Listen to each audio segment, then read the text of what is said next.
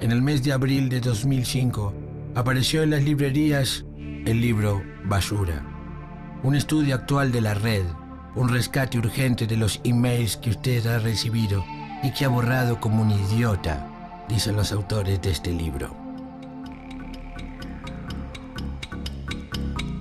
Su contenido alterna humor, fotos, correos bizarros, datos, anécdotas, rarezas y cientos de frases que querrás anotar en alguna parte. Dentro se pueden encontrar fotos que estuvieron en los diarios, frases y fotos imbéciles de Jorge W. Bush, el documento uruguayo de un tal Email Soares Barbosa, el DJ Saddam, Bin Laden con la camiseta de la selección y una interesante adivinanza. ¿Qué mide 18 centímetros y hace gritar de placer a una mujer? La respuesta lo dice todo, como así también algunos afiches de cine que quizás usted haya recibido en su correo. Figuritas olvidadas de titanes en el ring, el anverso y el reverso del menentrucho y el diseño de afiches que nos hubiese gustado ver en la calle. Pero en un mundo de dinero y ambición aparecen los 10 pesos argentinos con el rostro sonriente de Rodríguez A, sin saber exactamente de qué cuerno se ríe, u otro con la cara de Dualde. Pero este simpático libro contiene además fotos del geriátrico de los superhéroes, la cerdita de Peggy haciendo topless y una estampita de San Diego Maradona, los anteojos de moda de los talibanes y la comprobación fotográfica que de 2 de cada 3 rubias son tontas. Basura pone a prueba tu atención con ejercicios y desafíos y hasta verdades de perogrullo, como que es imposible estornudar con los ojos abiertos. O la pregunta que muchos se hacen: ¿cuánto miden las altas horas de la noche? No pasa por alto, perdón el chiste fácil, el tema de las Torres Gemelas, y hacia el final nos recomienda la primera norma del bricolaje: si ya está hecho, cómpralo.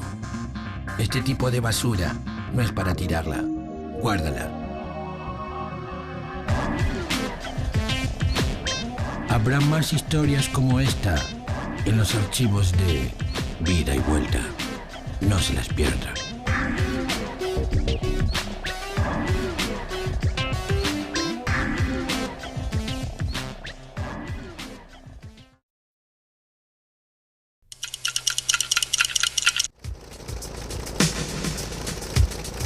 Voy al encuentro de Domingo Felipe Cavallo, uno de los protagonistas de nuestra historia de las últimas 3 décadas.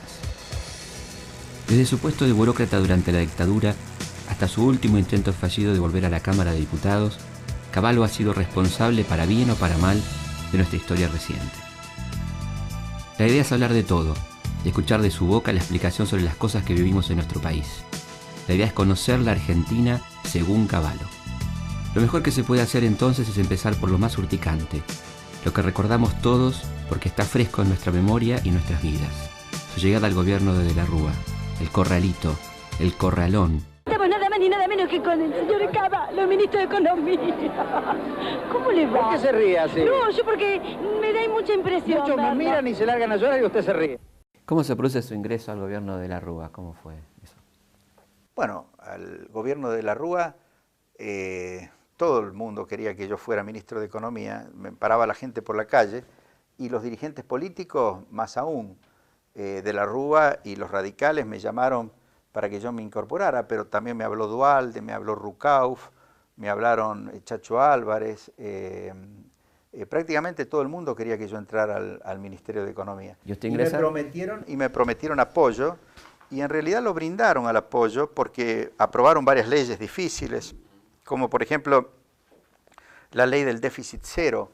Antipopular, digamos. Digo, en el sentido de para un gobierno, ¿no? Claro, antipopular,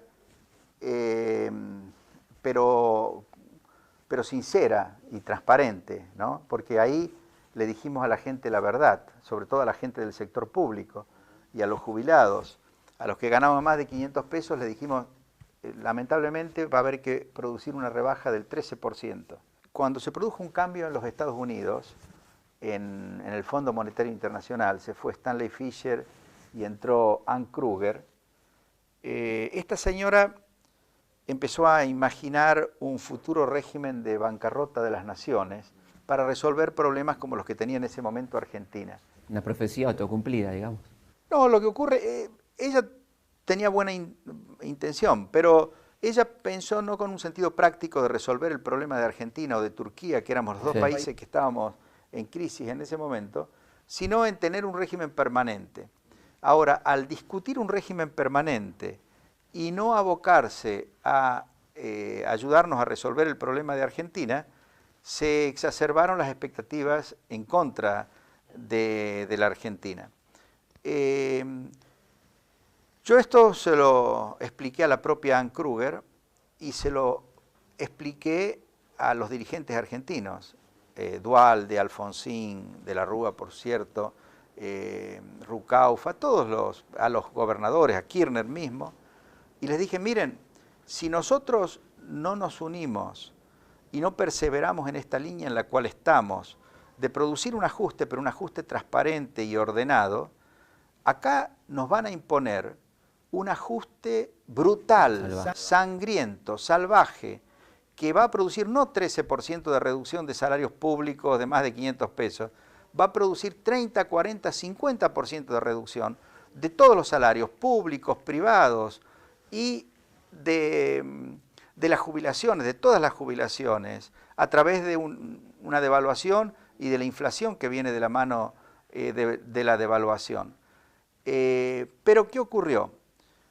En ese mismo periodo, los acreedores del exterior dijeron, esta reestructuración de deuda que Cavallo les está proponiendo a los acreedores argentinos, a través del préstamo garantizado, dijeron, es demasiado generosa, les hace bajar la tasa de interés solo al 7%. ¿Eso lo dijo la gente del fondo o quién lo dijo? No, eso más bien lo decían los que tenían bonos en el exterior, los denominados fondos buitres, etcétera, ¿no? Y entonces, aquí, lo que falló fue la dirigencia argentina, porque si hubiéramos tenido una buena dirigencia, una dirigencia inteligente y bien intencionada, lo que hubieran hecho es apuntalar el proceso ordenado de reestructuración de deuda que habíamos anunciado el 1 de noviembre, perseverar en el ajuste fiscal ordenado según la ley del déficit cero y no ceder a estas presiones que pedían la especificación, la devaluación. Ahora, ¿qué pasó con nuestra dirigencia? Yo creo que ahí priorizaron el interés de los grandes endeudados en dólares del sector privado y de las propias provincias muy endeudadas. Dijeron, aprovechemos la oportunidad para licuar estos pasivos, es decir, para sacarnos de arriba estas deudas, para de esa forma apropiarnos nosotros, me refiero a estos grandes endeudados, del patrimonio argentino, aun cuando sea a costa de quitarle a los ahorristas el 50% de sus ahorros, de quitarle a los futuros jubilados el 50% de sus futuras jubilaciones, aún a costa de empobrecer al 50, 60, 70% de la población. Ahí falló claramente la dirigencia argentina. ¿Falló o hizo algo coherente con su ideología, digamos? No, creo que falló, porque yo no creo que la ideología de Duhalde o de Alfonsín... ¿De la Rúa? Bueno, de la Rúa obviamente que nunca tuvo la intención de cargar sobre las espaldas del pueblo argentino ese severo ajuste. Pero no se notó. Lo sacaron a de la Rúa y me sacaron a mí precisamente para poder hacer lo que después hicieron, ¿no? Fernando de la Rúa, 15 de septiembre de 1937. Fue el senador más joven, el único radical que le ganó algo a Perón, el favorito de los porteños, que en cuanto pudieron votar, lo eligieron para gobernar la ciudad. Después fue llevado hasta la presidencia y él, que dentro del radicalismo siempre fue de lo más conservador, terminó comandando una alianza que se suponía de izquierda. Las acusaciones de corrupción se fueron acumulando hasta llegar al colmo de, supuestamente, pagar el voto de senadores para sacar una reforma legal. Terminó escapándose en helicóptero, no sin antes dejar decenas de heridos y 6 muertos en los incidentes de los días 19 y 20 de diciembre. Lo que pasa es que ahí falló la inteligencia. Obviamente que Duhalde y Alfonsín creyeron que el pueblo era de Mendiguren y que los llorones de la Unión Industrial que pedían que le devaluaran la moneda para permitirle aumentar sus precios, para protegerlos de la competencia internacional y para licuar sus pasivos, porque iban a acompañar la devaluación con especificación, creyeron que ese era el pueblo, y el pueblo no era ese. El pueblo era el pueblo que había sufrido o que estaba sufriendo la desocupación, que era un mal muy serio. El ajuste de salarios.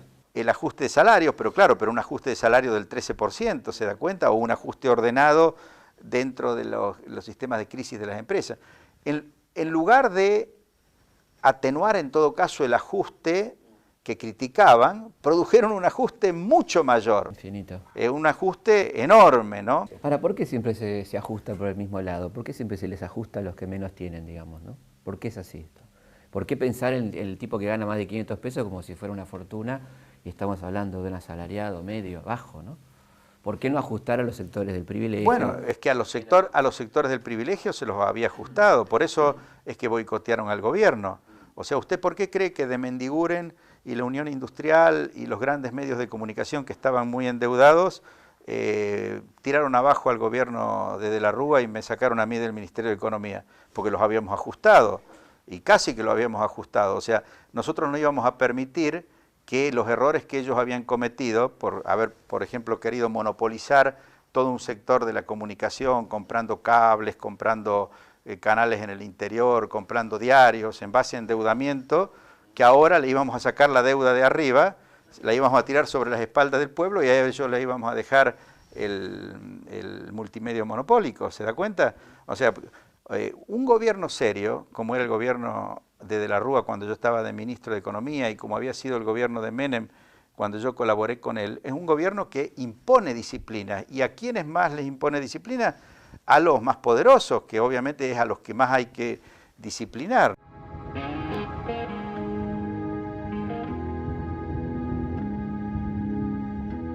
O sea que la gente seguía siendo propietaria de sus ahorros seguían estando en dólares o en pesos según los hubiera depositado.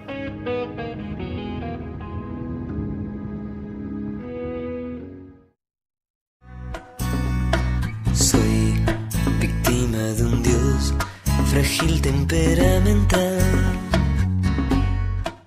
¿Cómo fue el corralito? ¿Cómo se le ocurrió? ¿Cómo fue? No, bueno, el corralito son de esas soluciones, entre comillas, a las que uno se ve obligado en situaciones muy críticas. El corralito pretendía preservar los ahorros de la gente, porque obviamente no había suficientes dólares ni había suficientes pesos en efectivo como para devolver todo el dinero que la gente tenía en el sistema bancario. Pero estaban los activos de los bancos, que son en Argentina y en cualquier país del mundo el respaldo.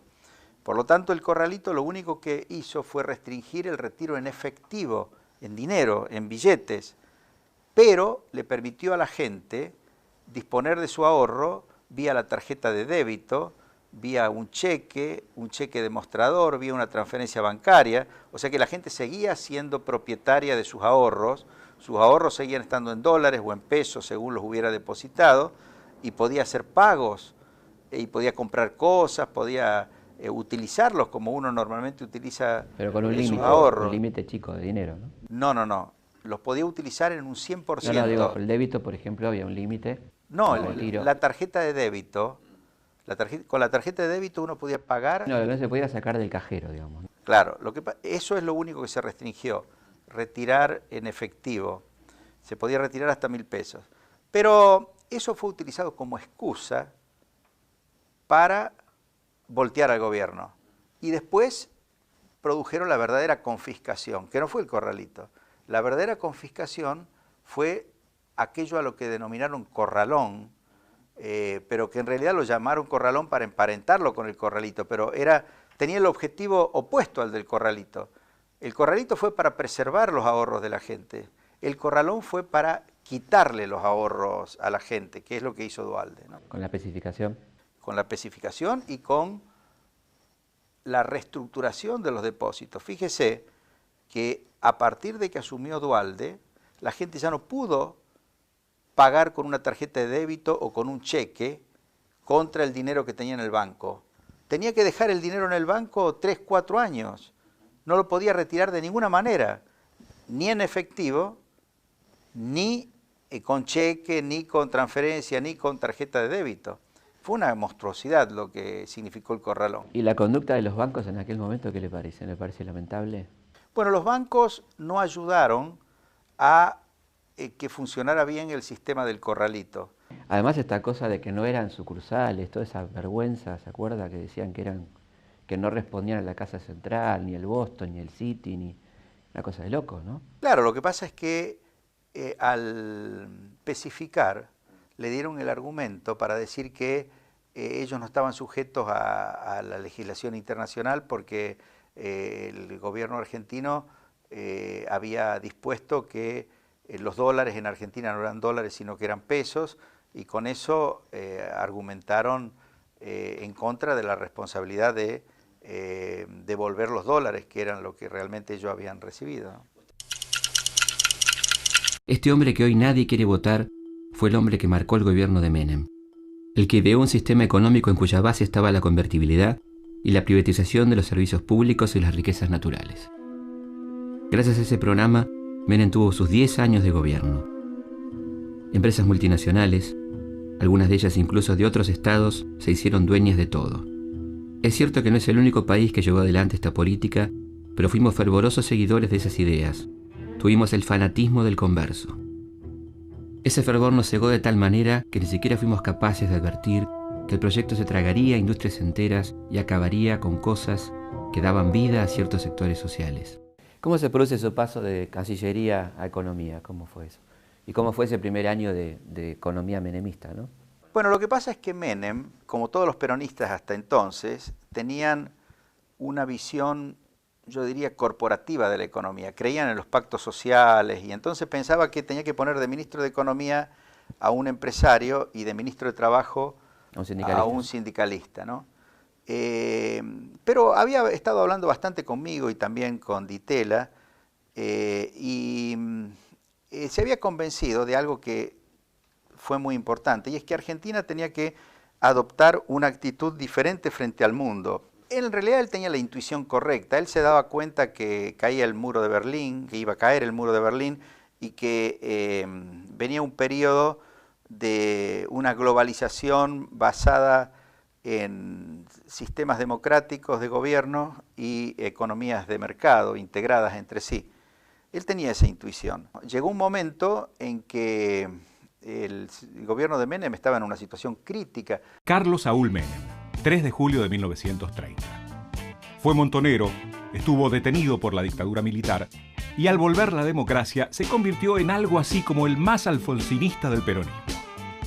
Acabó con la renovación del peronismo que lideraba Cafiero y después aplastó a Angelós en las elecciones generales. Los que lo veían como la encarnación de lo más rancio del peronismo nacionalista se llevaron la sorpresa de sus alianzas con Alzogaray y Bunge-Ibón. Gobernó durante 10 años, durante los cuales se cansó de ganar elecciones. Fue deportista, anfitrión de Yuya y los Stones, lector de Platón y de las novelas de Borges. Pero su tiempo parece haber pasado definitivamente y hoy muchos de los que lo votaron y de los que se beneficiaron aquellos años le dan vuelta la cara. Además, con acusaciones de corrupción, solo tenía buena imagen por su política exterior, pero era un gobierno totalmente desdibujado en su capacidad para resolver los problemas internos. Entonces Menem decidió hacer un cambio integral de gabinete y para hacerlo me llamó a mí como ministro de Economía, pero además me pidió que yo le sugiriera cómo reorganizar el gabinete. Así que en la práctica yo a partir de ahí, en febrero del 2001, fui ministro de Economía, pero virtualmente 91. Del 91, sí. ¿Qué dije? 2001. Ah, es 91. Un año que lo tenemos ahí. 91. Sí. Fui virtualmente primer ministro o jefe de gabinete, aunque esa figura no existía. La última de las grandes denuncias también pasó por Balcarce 50. Esta vez tiene que ver con la venta de leche en mal estado al Ministerio de Salud. Carlos Spadone, asesor presidencial, y Miguel Ángel Vico, secretario privado de la presidencia, son dos de los supuestos involucrados.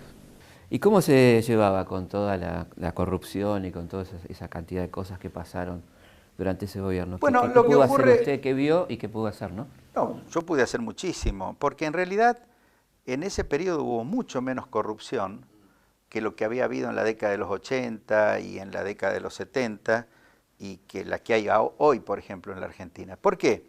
Porque cuando dice la 70, mejor... perdón, cuando dice 70 incluye la dictadura. Sí, por supuesto.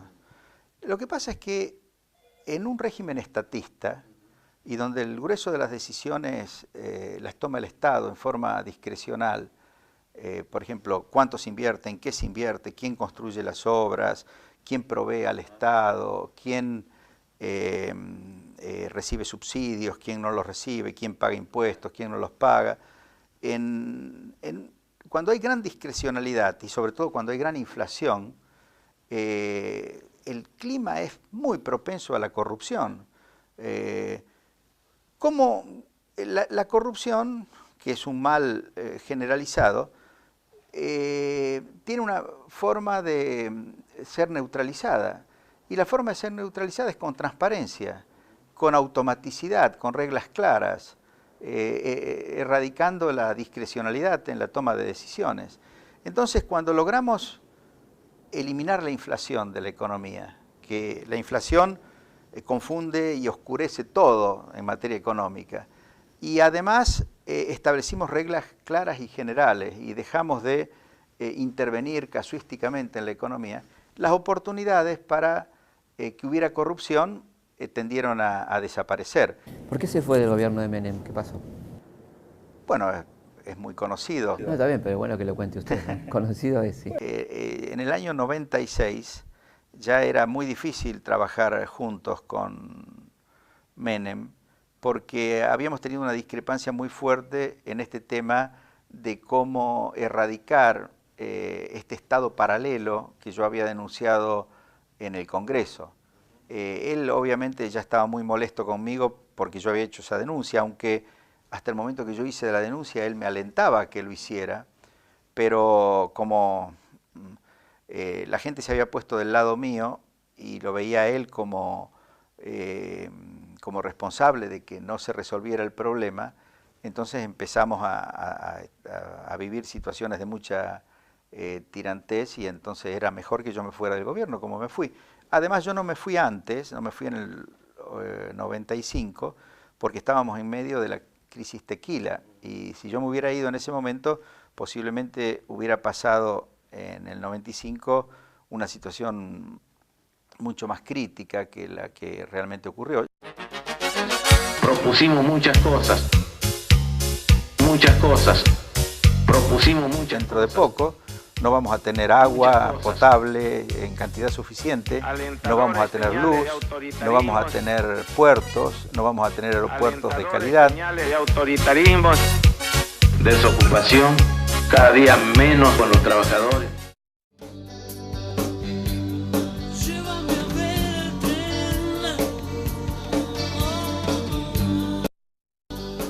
¿Cuál va a ser la inversión de la Telefónica Argentina en nuestro país? De momento del orden de $400 año, 400 millones de dólares año, claro. ¿A usted le parece que faltó control a las privatizadas? Digamos que ahora está saltando todo, ¿no? Que faltaron organismos serios de regulación. Bueno, desde el 2002 en adelante sí, pero hasta el 2001 funcionaron en electricidad, en gas, en todos los rubros que se privatizaron en base a leyes del Congreso, discutidas en el Congreso. Existieron entes reguladores independientes del Estado, con personal elegido por concurso, como corresponde, muy buenos profesionales, pero, que controlaron bien. Pero, ¿qué pasó? No pasó nada. No, lo que pasa es que desde el 2002 en adelante se paralizó toda la inversión en los sectores de infraestructura y el sistema se está desorganizando a ritmo agigantado. Y por eso dentro de poco no vamos a tener agua potable en cantidad suficiente, no vamos a tener luz, no vamos a tener puertos, no vamos a tener aeropuertos de calidad, no vamos a tener rutas, porque en todos esos sectores en los que hubo una fuerte inversión muy bien hecha en la década de los 90, que permitieron modernizar al país, en todos esos sectores prácticamente hace 4 años que no hay inversión. Y por supuesto ahora los organismos de control están totalmente politizados. ¿Y antes no, digamos? No, no, en absoluto. Eran organismos muy profesionalizados, con personal elegido por concurso. Pregúntele a cualquier persona. No, yo viví acá, digamos, toda esa época y me acuerdo que había la sensación de uno era que era una especie de rehén de esas empresas, ¿no?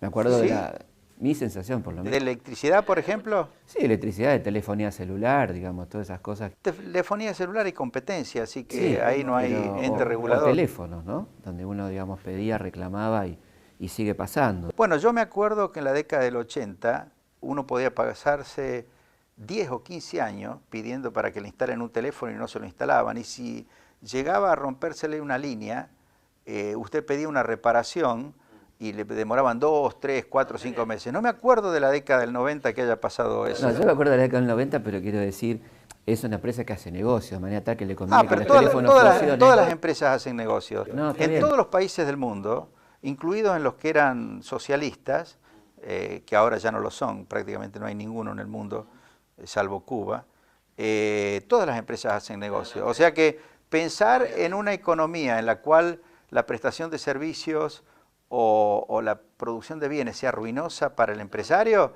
es buscar una utopía, porque eso, si la prestación de bienes o de servicios es ruinosa para el empresario, no va a tener los bienes y no va a tener los servicios. No, imagínense que no le estoy planteando eso, lo que le estoy diciendo es lo siguiente. Obviamente a la empresa de teléfonos le conviene instalar la mayor cantidad de teléfonos públicos, domiciliarios, y que funcione porque factura. Quiero decir, no es ningún mérito eso, es lo que debe hacer. Bueno, pero suerte que le conviene instalar teléfonos. Claro, pero está bien. Pero usted dice porque factura, y lógico. No, que facture está todo bien, y esa no es la discusión. Sí. La discusión es que deberían funcionar bien y uno como cliente debería ser bien atendido, cosa que no ha ocurrido ni en los 90 ni ahora. Digo, como bueno, cliente... ahora entiendo que no ocurra, y obviamente no está ocurriendo, porque les han congelado las tarifas a los niveles previos a la devaluación, en un acto de demagogia total y de injusticia e ineficiencia, que va a tener severísimos costos para el futuro en materia de calidad de los servicios, ¿no? La Argentina va a cambiar con el esfuerzo de todos los argentinos. Nada de lo que deba ser estatal permanecerá en manos del Estado. La reforma del Estado, la desregulación, la eliminación de trabas burocráticas y la mayor transparencia o transparencia de nuestro sistema económico. ¿Por qué la Argentina se quedó sin trenes en los 90? Los trenes de carga en los sistemas que se privatizaron mejoraron muchísimo la capacidad de transporte y el transporte. Lo que no se mantuvo y no se van a poder mantener, salvo que se hagan muy fuertes inversiones en las vías, son los trenes de pasajeros. Pero ahora, porque con las vías que hay ahora... Ahora, pero por 10 años de abandono, digamos, ¿no? No, las vías están mejor que 10 años atrás. O sea, si usted hubiera visto cuál era el estado de las vías a principios de los 90, después de los 80, era absolutamente desastroso. Era en todos los ferrocarriles como hoy están en el Belgrano. Es decir, que eran prácticamente intransitables. En los lugares donde se produjeron privatizaciones de ferrocarriles, las empresas que hacen el transporte de carga mejoraron el estado de las vías, pero lo mejoraron para transporte de carga, o sea, para un tren que va con una velocidad de 40, 50 kilómetros por hora. Si usted a esas vías le pretende poner un tren de pasajeros, corre un riesgo tremendo, si apenas aumente la velocidad, de que haya un descarrilamiento. Por eso, para pensar en construir trenes de pasajeros, habría que hacer una gran inversión adicional en vías. ¿Y por qué no se hizo en los 90 eso? Bueno, porque a nivel del país, obviamente era una inversión que no tenía sentido. Era mucho más importante... Con aquel modelo de país no tenía sentido. No, con cualquier modelo de país, porque es mucho más importante para el transporte de pasajeros tener buenas rutas, permitir que se desarrolle un transporte por carretera que es mucho más flexible, eficiente, y tener transporte aéreo. A mediados de los 90, Cavallo se encontró que entre sus opositores estaban los movimientos de jubilados con Norma Pla a la cabeza. Yo me acuerdo cuando era un niño, él aportaba como aportó su esposo.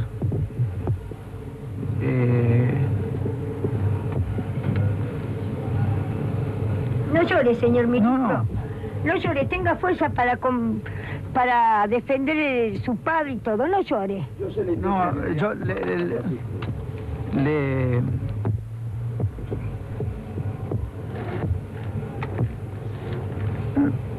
Yo estoy emocionado. Sí, ya nos damos cuenta.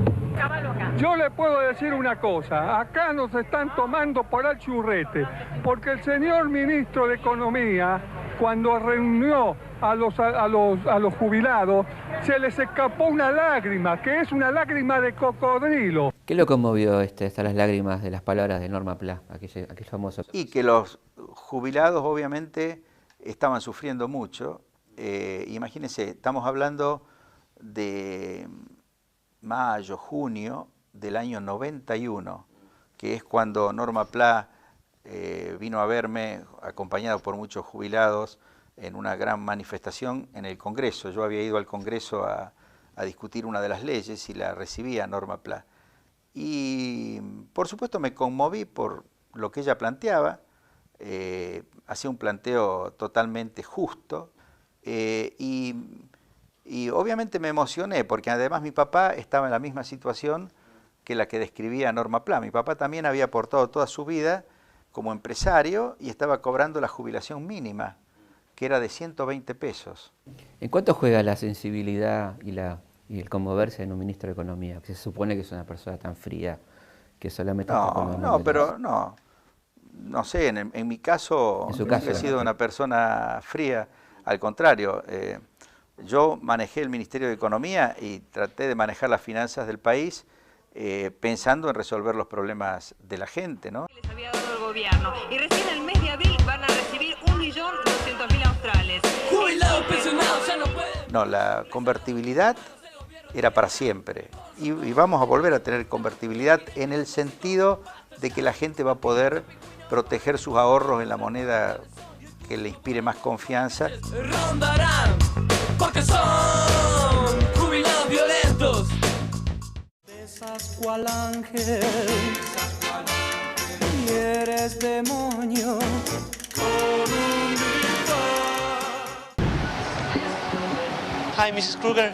I'm a big fan. Could you send me this picture? This is a kid of Argentina. You know, with the debt we have, this kid can't. Thank you very much. Kids like this can't pay the debt. So the debt of Argentina is not as important as the negotiation. Kruger, with this... I suggest you go back. Okay, maybe you feel responsible, Mrs. Kruger, thinking about these kids or another kids in poverty in Argentina. What do you think, Mr. Kruger? You can think of dropping the debt. Look at this kid. Look at this. What do you think of this kid? Keep this picture. It's not as expensive as Argentina's debt. Okay. Me sacaron la foto. Ian Kruger se asustó porque vio a un chico pobre y caiga quien caiga le mostró parte de la realidad en la Argentina. Vámonos ya de acá. El discurso de Cavallo es torrentoso, apasionado por momentos y plagado de tecnicismos. Dialogar con él exige paciencia y atención. Parece un cruzado llevando adelante una misión, la de rescatar de la memoria de la gente los años felices de la década del 90. Escucharlo es necesario para desentrañar buena parte de los males que nos aquejan. Podría haber habido un ajuste ordenado, que era lo que intentamos en el segundo semestre del 2001, que obviamente requería apoyo del Congreso, apoyo de los gobernadores, de las legislaturas provinciales, había que reducir el gasto público, había que reestructurar esa deuda con el sistema bancario y en general con todos los acreedores internos y externos de la Argentina. Pero si bien comenzamos con ese ajuste ordenado, que era ineludible, había que hacerlo sí o sí, un cambio de posición y de estrategia del fondo nos empujó hacia el abismo. Fondo Monetario Internacional. Organismo multilateral surgido en 1944 en lo que se conoció como el Tratado de Bretton Woods. Perón mantuvo a nuestro país lejos del Fondo Monetario Internacional. Recién al caer el peronismo, nuestro país ingresa al fondo mediante un decreto inconstitucional firmado por Rojas y Aramburu. Sus políticas suelen ser conservadoras y está claro que sus miembros no son todos iguales. Para muchos es una especie de monstruo, para otros apenas un instrumento más de la vida económica. La relación entre la Argentina y el FMI tiene momentos mejores y peores.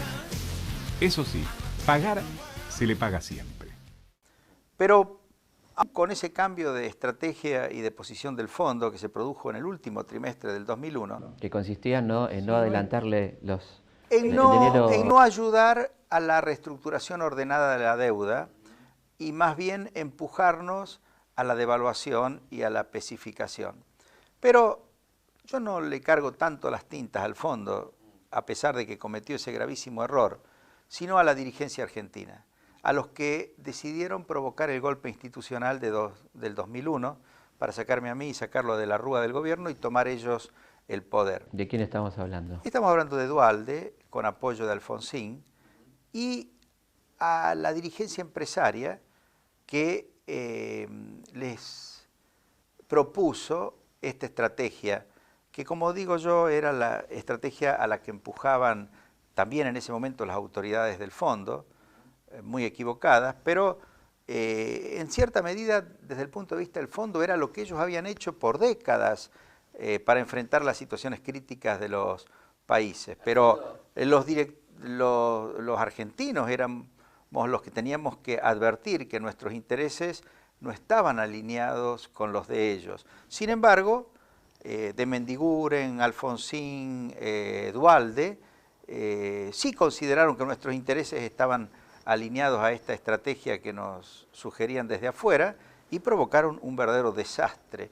Yo creo que el 2002 es el año de la verdadera crisis en la Argentina, pero no es una crisis que venía, como dicen, es una crisis que fue generada en forma brutal para producir esa redistribución de riqueza y de ingresos que describí antes. Al fondo no le importa a la gente, ¿no? Al Fondo Monetario no le interesa a la gente. Bueno, depende en qué épocas y depende qué dirigentes del fondo. Camdesú, por ejemplo. No, pero Michel Camdesú y Stanley Fischer fueron dirigentes del fondo que fueron muy respetuosos de los países y que proveyeron mucha ayuda, no para implementar las políticas que dictaba el fondo, todo lo contrario, para apoyar las políticas que los países decidíamos, ¿no? Realmente con Michel Camdesú y con Stanley Fischer en el fondo, esa institución ayudaba a los países a implementar reformas que eran necesarias. Lamentablemente, se fue primero Michel Camdessus y vino Keller. Keller no tenía ideas muy claras, y después se fue Stanley Fischer y vino Anne Kruger. Y Anne Kruger no es que no le importe la gente, sino que es muy esquemática. A ella le gustaría que el mundo estuviera bien organizado y le gustaría que hubiese una legislación aprobada por todas las naciones del mundo para manejar situaciones críticas como la que enfrentaba Argentina. Y entonces, como esa legislación todavía no existía, pero ella quería promoverla, se le ocurrió que era mejor que quedara claro que por ausencia de esa legislación Argentina tenía que caer en una crisis muy profunda, castigarla, y de esa forma se pusiera en evidencia la necesidad de esa legislación antes que trabajar juntos con nosotros, los argentinos, para darle una salida ordenada a la crisis en la cual estábamos. Funcionó como un castigo, digamos, algo así. Claro, pero no, yo insisto, en esto no hay que calificar de malos o buenos. En realidad son las ideologías, son los puntos de vista, son la forma de interpretar las situaciones que se dan desde distintas perspectivas. No, lo trágico es que muere gente en el medio, ¿no? Muere gente de hambre, muere gente a tiros, muere Por como supuesto. pasó en el 2001, ¿no? Pero, vuelvo a insistir, tiene mucho más responsabilidad la dirigencia argentina, que aún habiendo sido informada de lo que podía pasar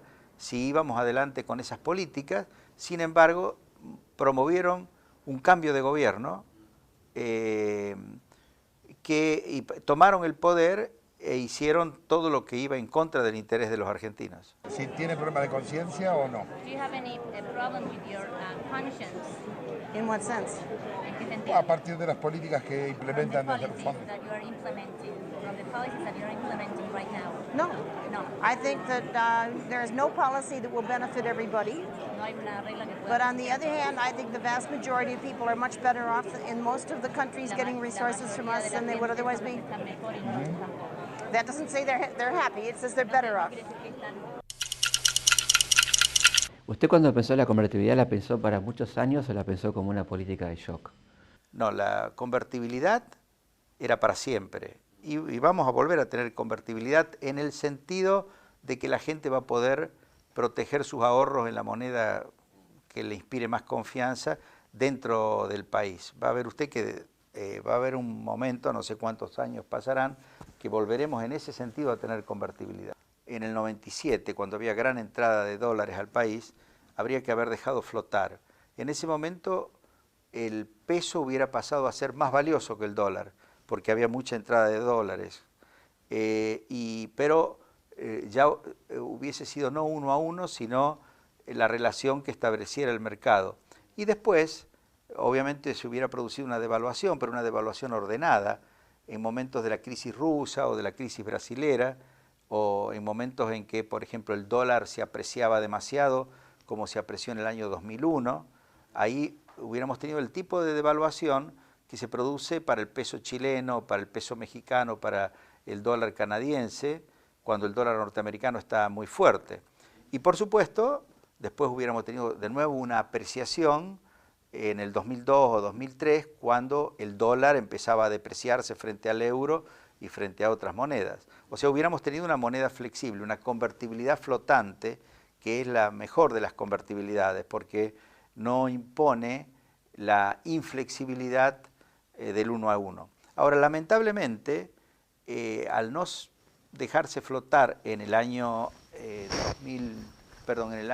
97, que es cuando se hubiera podido dejar flotar, ya en el 2001 no se podía ir a una libre flotación, porque de ir a una libre flotación iba a pasar lo que pasó la devaluación. En el 2002 con la fuerte devaluación. Si yo hubiera tenido apoyo del fondo y de la dirigencia política argentina en el 2001, podríamos haber salido del 1 a 1 de una manera ordenada, sin el costo brutal que significó la devaluación del 2002. Y Stiglitz dice bien claro por qué. Dice, si al fin de cuentas el dólar, que era el que estaba demasiado apreciado y que había arrastrado el peso para arriba, se devaluó a partir de mediados del 2002 frente al euro y de una manera estrepitosa. Joseph Stiglitz. Stiglitz ha sido pionero en la moderna economía de la información, desarrollando conceptos tales como selección adversa, riesgo moral y asimetrías en la información que actualmente son centrales en el neoinstitucionalismo. Ha hecho también importantes contribuciones a la macroeconomía y la teoría monetaria y a la economía del comercio internacional y del desarrollo.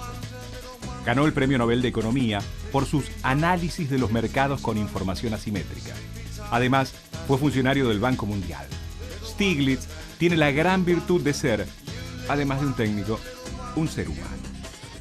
Sus comentarios posteriores a su separación del Banco Mundial son sorpresivamente autocríticos y entendibles para cualquiera.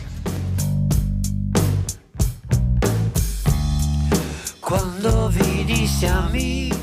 La gente hoy no me cree por lo que pasó en el 2001 y sobre todo por la campaña a la que fui sometido en el 2002. Asesíname. Si no te gusta lo que digo, ándate, ándate. Si no te gusta lo que hago, ándate, ándate. ¿Cómo vio usted las jornadas del 19 y 20 de diciembre de 2001? Y con mucha angustia porque me di cuenta que estaban utilizando a la gente, que obviamente sufría en ese momento por el corralito y por todo lo que había pasado hasta ese momento.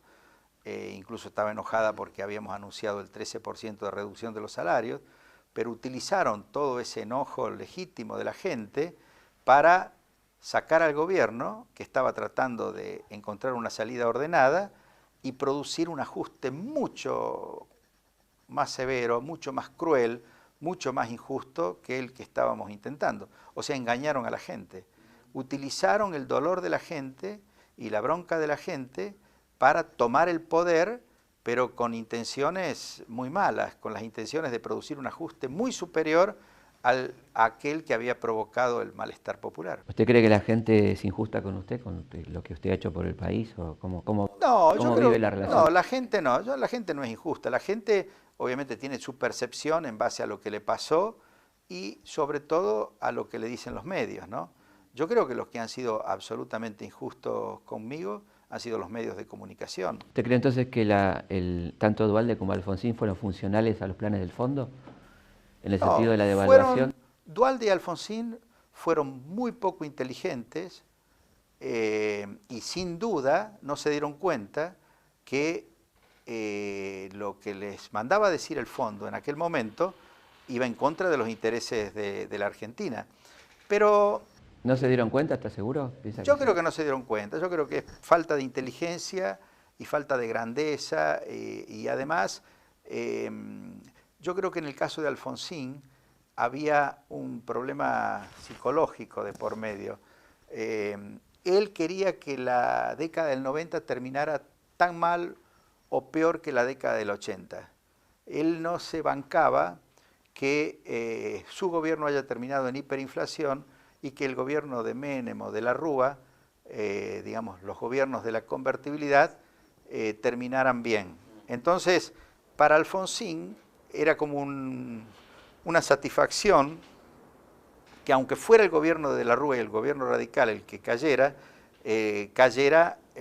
desmoronándose la convertibilidad y desmoronándose el modelo de la década del 90, ¿no? Hablando de eso y para terminar con una cosa medio humorística, ¿cómo le cayó el apoyo moral de Carlos Menem?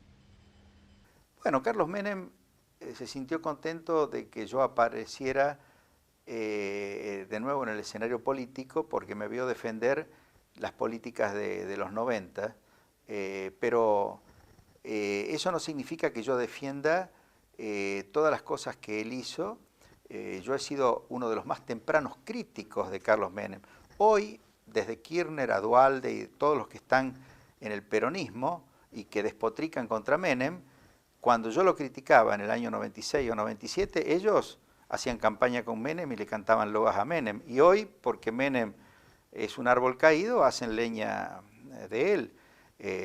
Yo tengo una actitud muy objetiva y le reconozco a Menem las cosas buenas que hizo y que creo que son muchas, y por supuesto critiqué oportunamente las cosas malas que estaba haciendo y no estoy dispuesto a hacer leña del árbol caído porque ya es un árbol caído. Me parece terrible injusto y malo para la Argentina que le sigan cargando todas las culpas a Menem, como me las siguen cargando a mí o a De la Rúa, cuando realmente muchos de los que hoy nos gobiernan tienen tantas culpas, o quizás más, que las de los que hemos actuado en la década del 90. Usted no iría a una alianza política con Menem, ¿no? No, no tiene sentido, además confundiría a la gente, y además yo estoy en una etapa en la cual tengo que recuperar mi credibilidad frente a la gente. Obviamente la gente hoy no me cree por lo que pasó en el 2001 y sobre todo por la campaña a la que fui sometido en el 2002. No se puede dialogar con aquellos que tienen todas las respuestas. Domingo Felipe Cavallo cree tenerlas. Cree haber obrado bien. Cree que es mejor ser honestamente cruel y dictar leyes antipopulares que buscar alguna utopía. Es apasionante escucharlo hablar a Domingo Cavallo, pero a la vez deja la sensación que dejan la mayoría de los economistas. La sensación de que en sus teorías no hay lugar para la gente y que en el fondo lamentan tener que lidiar con una variable tan caprichosa, esa variable llamada ciudadano, gente que supone que tiene derecho a comer y a tener una vivienda digna y un trabajo con vacaciones pagas y en el que se respetan los derechos sociales. Gente insaciable, deben pensar ellos, los economistas, esos doctores del después. Rumbo.